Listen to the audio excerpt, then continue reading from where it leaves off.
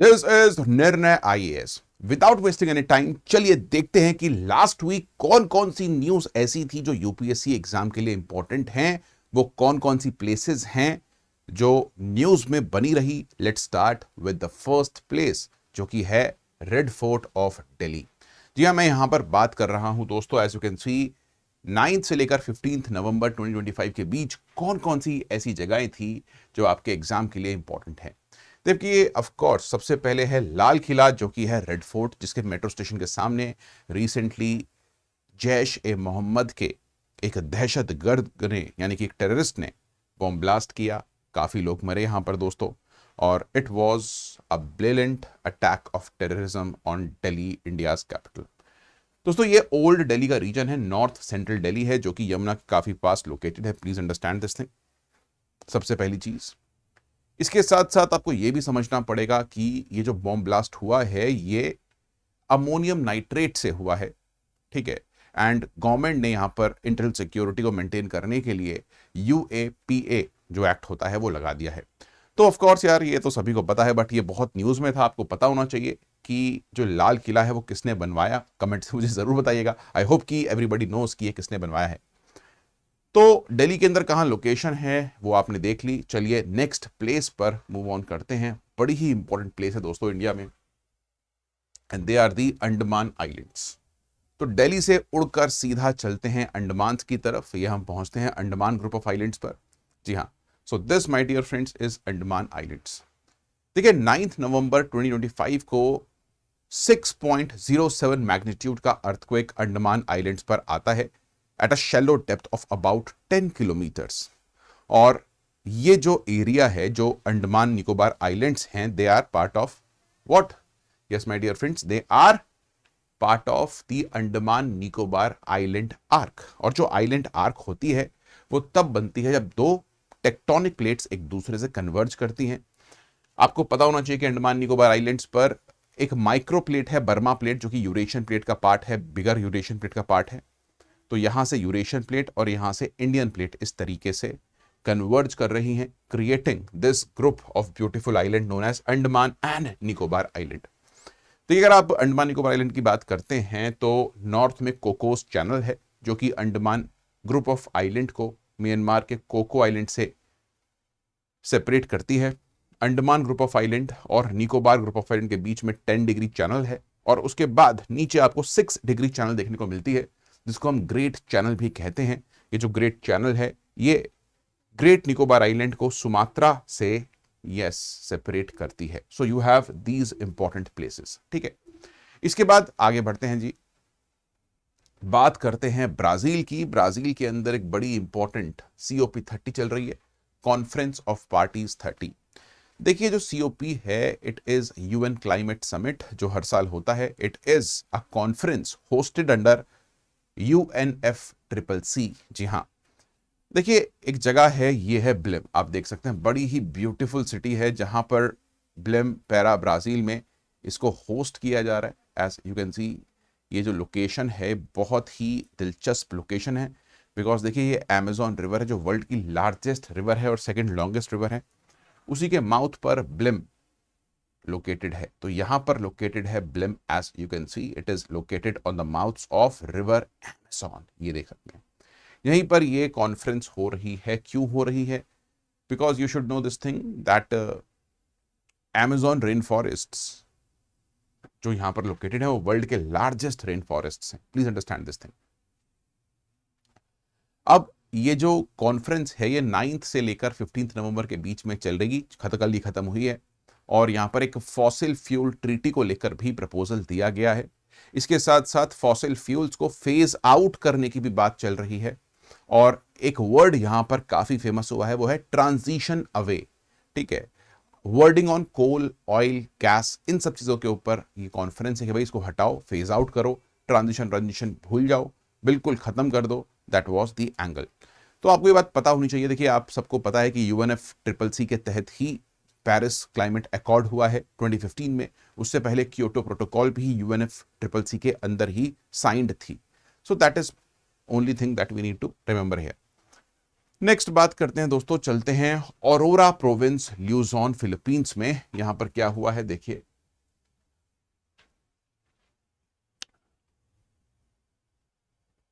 तो ये फिलीपींस का आपको आइलैंड दिखता है, ये देखिए, this is the island of Philippines. देखिए फिलीपींस भी एक आइलैंड आर्क है, आपको समझ में आनी चाहिए बात, क्योंकि यहां पर फिलिपिनो प्लेट, और यहां से आप देख सकते हैं this is the this plate and Eurasian plate and this is the Filipino plate जो टकराती हैं, और फिलीपींस का आइलैंड यहां पर क्रिएट होता है। और नॉर्थ में आपको ल्यूजॉन प्रोविंस देखने को मिलता है, औरोरा प्रोविंस देखने को मिलता है, ल्यूजॉन आइलैंड देखने को मिलता है, जो बेसिकली ताइवान के नीचे है, और इस स्ट्रेट को हम कहते हैं ल्यूजॉन स्ट्रेट, LUZON स्ट्रेट। तो ल्यूजॉन स्ट्रेट ताइवान के बीच में और ल्यूजॉन आइलैंड के बीच में है, जो कि फिलीपींस सी को साउथ चाइना सी के साथ कनेक्ट करती है। That is quite critical thing, please understand. अब ये जगह क्यों इतनी इंपॉर्टेंट है, बिकॉज यहां पर रिसेंटली एक सुपर टाइफून लैंड हुआ है, जिसका नाम यूवान या फिर फुंग वोंग कहा जा रहा है, ठीक है। तो एक सुपर टाइफून यहां पर आया था। देखिए टाइफून जो होता है that is nothing but a tropical cyclone. देखो ट्रॉपिकल साइक्लोन को आप ऑस्ट्रेलिया में विली विली कहते हैं, आपको पता होना चाहिए। और इस रीजन में, यानी कि ये जो वेस्टर्न पैसिफिक ओशन है, जो एशियन साइड है पैसिफिक ओशन की, यहां पर इसको टाइफून कहा जाता है।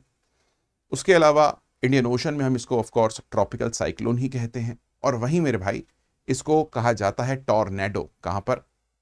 जी हाँ, sorry, not tornado, hurricane, sorry my bad, it is called as hurricane in the Atlantic and the East Pacific, that is the American side of the Pacific. So एक watch acronym है, willy willy in Australia, typhoon in this region, cyclone in our region Indian Ocean, and then in the American region we call it as hurricane, ठीक है। तो यहां पर क्योंकि ये tropical cyclone आया था, तो उसको हमने टाइफून कहा, और इस टाइफून का नाम क्या था वो मैं आपको बता चुका हूं, फुंग वोंग, लिखा भी है यहां पर Fung Wong. That is quite critical thing. अब इस फुंग वोंग की वजह से सिवियर फ्लडिंग यहां पर हुई है, स्ट्रॉम सर्जेस यहां पर हुए हैं, इंफ्रास्ट्रक्चर डैमेज यहां पर हुआ है, डेथ टॉल काफी हाई हो चुका है, over 1 million people were evacuated and large areas are placed under a state of calamity. Yes, तो this is what it is about this place. Next बात करते हैं हम लोग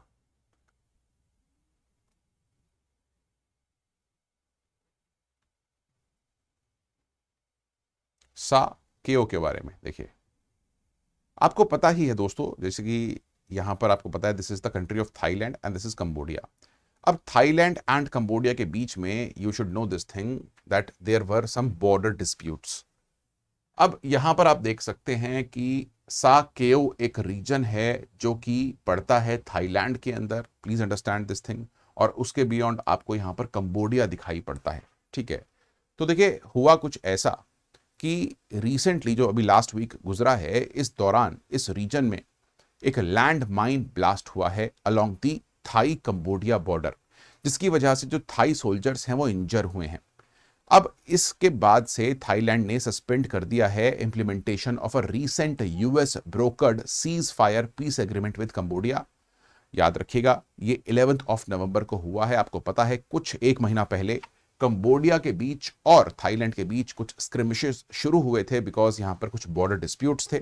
उसके बाद यूएस प्रेसिडेंट डोनाल्ड ट्रंप ने इस पूरी सिचुएशन में घुसकर सीज फायर ब्रोकर करवाई। वो करवाते ही हैं, इंडिया पाकिस्तान के बीच में भी एलिजिडली उन्होंने करवाई थी, बट उसको हम झुटला चुके हैं, मोदी जी भी झुटला चुके हैं। और इसी सीज फायर को इस लैंड माइन ब्लास्ट के बाद थाईलैंड ने मानने से इनकार कर दिया है दोस्तों। That is quite critical thing, तो ये बात भी आपको याद रखनी है। चलिए नेक्स्ट हम आते हैं अगली जगह पर, थोड़ा सा वेस्ट और चलते हैं। आपकी फेवरेट जगह वो है इस्लामाबाद, पाकिस्तान की कैपिटल। देखो यार, जिस दिन दिल्ली में ब्लास्ट हुआ था, रेड फोर्ट के पास ब्लास्ट हुआ था, वी ऑल नो, ठीक है, उसी के एक दो दिन बाद 11 नवंबर 2025 को there was a blast near the court house in Islamabad, और इस ब्लास्ट में at least 6 people were killed and many more were injured. Early reports ने डिस्क्राइब किया it is a suspected suicide attack, और इसको बहुत सारी मिलिटेंट आउटफिट से पाकिस्तानी गवर्नमेंट ने जोड़ना शुरू कर दिया, खास रूप से तहरीके तालिबान पाकिस्तान से। अब यहां पर क्वेश्चन उठता है पाकिस्तान की इंटरनल सिक्योरिटी का, कुछ लोग ये भी कह रहे हैं कि ये जो बॉम्ब ब्लास्ट है वो रॉ ने करवाया है एज अ बदला, fine revenge against Delhi blast. लेकिन इसमें क्लियरली तालिबान का हाथ दिख रहा है। मुझे लगता नहीं है कि इंडियन गवर्नमेंट इस तरीके के वेंचर्स को सपोर्ट करती है। I don't know about it, but still I believe this, ठीक है। और पाकिस्तान की इंटरनल स्टेबिलिटी को यह ब्लास्ट दिखाता है, और यहां पर क्लियरली जो स्पिल ओवर रिस्क्स हैं वो इंडिया के अंदर होते हैं। आपको पता ही है, लोग आज के टाइम पर सिंदूर 2.0 डिमांड कर रहे हैं। साउथ एशिया में स्टेबिलिटी अब कितने दिन तक और रहेगी, वी डोंट नो। अभी जो हम पीरियड हमने गुजारा है, खास रूप से 1999 के बाद से लेकर 2020 तक का, ये 20 साल काफी पीसफुल रहे हैं साउथ एशिया में, खास रूप से इंडिया पाकिस्तान बॉर्डर पर कोई मेजर स्क्रिमिश नहीं हुई थी। लेकिन 2019 में स्क्रिमिशेस शुरू हुए, उसके बाद होते ही जा रहे हैं। 2025 में ऑपरेशन सिंदूर भी हुआ, आप सभी ने देखा, और अब अगेन कुछ भी हो सकता है, आई डोंट नो। चलिए आगे बढ़ते हैं और बात करते हैं, और थोड़ा वेस्ट की तरफ चलते हैं, और हम बात करते हैं सबसे पहले बाब अल मंदेब स्ट्रेट की। देखिए, और वेस्ट में हम आते हैं दोस्तों, और ये देखिए, ये है बाब अल मंदेब स्ट्रेट। देखिए, बाब अल मंदेब स्ट्रेट बड़ी इंपॉर्टेंट है क्योंकि वो रेड सी को कनेक्ट करती है गुल्फ ऑफ अदेन से, और ये कनेक्ट होता है अरेबियन सी से, ठीक है। अब देखो, रेड सी बड़ा इंपॉर्टेंट है बिकॉज वो ऊपर जाकर स्विस कैनाल से और आगे मेडिटेरेनियन सी से कनेक्ट होता है। तो ये है आपकी Bab al Mandeb strait. Please understand this thing, Red Sea shipping lane. अब यार, ये बाब अल मंदेब स्ट्रेट न्यूज में क्यों थी, आओ सबसे पहले मैं आपको ये समझाता हूं। देखिए, यमन, आपको पता है कि यमन के अंदर कुछ हूती रेबल्स हैं जिनको आज के टाइम पर ईरान सपोर्ट करता है, उनको बैक करता है, ठीक है। तो इस बार हुआ कुछ ऐसा कि 11 नवंबर 2025 को सना के आसपास ये जो हूती मूवमेंट है, ये जो ईरान बैक्ड रेबल्स हैं उस रीजन में, उन्होंने क्या बोला, that they would pause missile and drone attacks on Israel and merchant ships in the Red Sea। तो एक अच्छी न्यूज है कि इन्होंने बोला कि भाई जो रेड सी के यहाँ पर जो शिपिंग रूट है, यहाँ से काफी सारी शिप्स जा रही हैं, खास रूप से जो हूती रेबल्स थे वो इजराइल के शिप्स को और ऐसी शिप्स को जो इजराइल से रिलेटेड हैं उनको अटैक कर रहे थे। और उन्होंने ये बात बोली कि हमारा ये प्रॉमिस कंडीशनल है on Gaza cease fire holding, यानी कि गाजा के अंदर जो सीज फायर चल रही है वो चलती रहेगी, तो हम इजराइल के शिप्स पर अटैक नहीं करेंगे, ठीक है। तो ये इफेक्टिवली लिफ्ट करता है de facto naval blockade for now, ये बात आपको याद रखनी है। Though they have threatened to resume the attacks, अगर सीज फायर वहां पर खत्म हो जाती है तो that is quite important thing. आइए आगे चलते हैं और आगे बात करते हैं दोस्तों the next region, that is Gaza strip. अगर आप इजराइल के मैप को ध्यान से देखते हैं तो आपको यहां पर दो रीजन्स दिखते हैं जो इजराइल के मैप के अंदर सेपरेटेड हैं रेड कलर की लाइन से। देखिए, ये है वेस्ट बैंक और ये है गाजा। गाजा को रूल करता है हमास, अब तो नहीं करता ऑफ कोर्स इजराइल की वजह से, लेकिन West Bank plus Gaza is equal to Palestine. तो फिलिस्तीन की टेरिटरीज हैं गाजा स्ट्रिप और वेस्ट बैंक। और आपको पता है कि इजराइल के ऊपर जो अटैक हुआ था उसके बाद से इजराइल ने गाजा का क्या हश्र किया है, मुझे ये बात किसी को बताने की जरूरत है नहीं। तो देखो, मिड नवंबर में हमें एक फ्रेजाइल सीज फायर गाजा में देखने को मिलती है, और यहां पर कहा जा रहा है, रिपोर्ट्स आ रही हैं कि there is a limited restoration of aid route, खास रूप से जिकिम क्रॉसिंग करके एक यहां पर जगह है, जिकिम क्रॉसिंग, ZIKIM क्रॉसिंग। और इसी जिकिम क्रॉसिंग से जो बेसिक फूड आइटम्स हैं, बेसिक मेडिसिन्स हैं, वो सब पहुंचाई जा रही हैं। और राइट नाउ एक डिप्लोमेटिक एफर्ट भी चल रहा है एट द यूनाइटेड नेशंस, जिसके थ्रू ये कोशिश की जा रही है कि यहां पर पीस को वापस से रीस्टोर किया जा सके। So that is why this region is in news. आइए नेक्स्ट बात करते हैं दोस्तों, ब्लैक सी कोस्ट पर टुआप से एक रीजन है, टुआप से, जी हाँ, ये आप देख सकते हैं। देखो, आप ब्लैक सी को अगर देखते हो तो आपको समझ में आता है कि दिस इज ब्लैक सी, है ना। ये क्रीमिया है जिसको आज के टाइम पर रशिया ने कैप्चर कर ही लिया है 2014 में, ठीक है। ऊपर यूक्रेन है, ये डोनास्क रीजन आपको दिखता है, डोनोबास्क रीजन यहां दिखता है आपको। अब यहीं से अगर आप थोड़ा सा साइड में आते हैं, इस साइड, यानी कि if you move towards Georgia, तो आपको यहां पर ब्लैक सी पर ये जगह दिखती है, दैट इज तुआपसे, ये आप देख सकते हैं। और यहाँ पर आपको एक बहुत ही बड़ा पोर्ट भी दिखाई पड़ता है ऑन ब्लैक सी। आ रही है बात समझ? तो ये जो रीजन है it was also in news, ये रीजन बहुत ज़्यादा न्यूज़ में रहा है इस बार ऑफ कोर्स, बिकॉज यहाँ पर हुए हैं दोस्तों ऑनगोइंग रशिया यूक्रेन वॉर के दौरान कुछ अटैक्स। तो रशियन अथॉरिटीज ने रिपोर्ट किया destroying Ukrainian naval drone boats near this port of Tuapse, और यहां पर इस पोर्ट को टेम्परेली सस्पेंड कर दिया गया था, इसको रोक दिया गया था।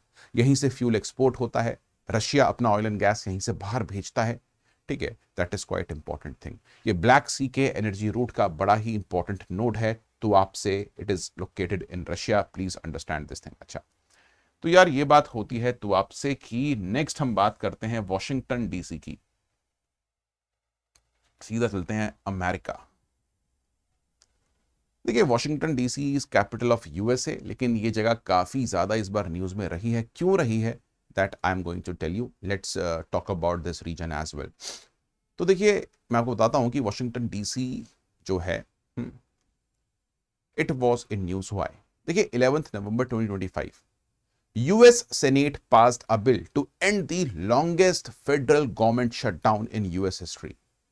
जो कैपिटल है in Washington DC became the visual symbol of stand off. ये जो मेजर है still needs House passage and the president signature, but ये effectively paved the way for the reopening. तो ये था न्यूज वॉशिंगटन डी से। Next बात करते हैं दोस्तों नॉर्वेजियन सी की। देखिए नॉर्वेजियन सी बड़ा ही इंपॉर्टेंट रीजन है। ये देखिए ये नॉर्वेजियन सी है जो कनेक्ट करता है अटलांटिक को आर्कटिक से, ठीक है। तो नॉर्वे कंट्री है, उसके साइड में नॉर्वेजियन सी है, between Iceland and Norway we have the Norwegian sea, please understand. इसके ऊपर स्वेल्वबार्ड है एक जगह, एक बड़ी इंपॉर्टेंट रीजन है। अब ये न्यूज में क्यों था क्यों रहा, आओ इसके बारे में भी बात करते हैं। देखिए 12 नवंबर 2025 a magnitude 5.7 earthquake occurred in the Norwegian Sea. It was about 397 kilometre west of Bear island. यहां पर बियर आइलैंड, ये वाला बियर आइलैंड है, और ये लार्जेस्ट क्वेक है इस रीजन के अंदर। लोग कह रहे थे कि शायद सुनामीज यहां पर बन सकती हैं, लेकिन सुनामी को बनने के लिए 6.5 या फिर उससे ज्यादा का सबमरीन अर्थक्वेक चाहिए होता है। तो गॉड्स ग्रेस यहां पर सुनामी नहीं बनी और कोई इतनी क्षति किसी को पहुंची नहीं। सो गाइज यही था, that's it. These are the places, 11 places that we need to talk about today, and this PDF will be given to you. आप चाहें तो इस पीडीएफ को डाउनलोड कर सकते हैं नीचे दिए गए टेलीग्राम लिंक्स पर क्लिक करके। That's it from my side, bye, take care, I will meet you the next one.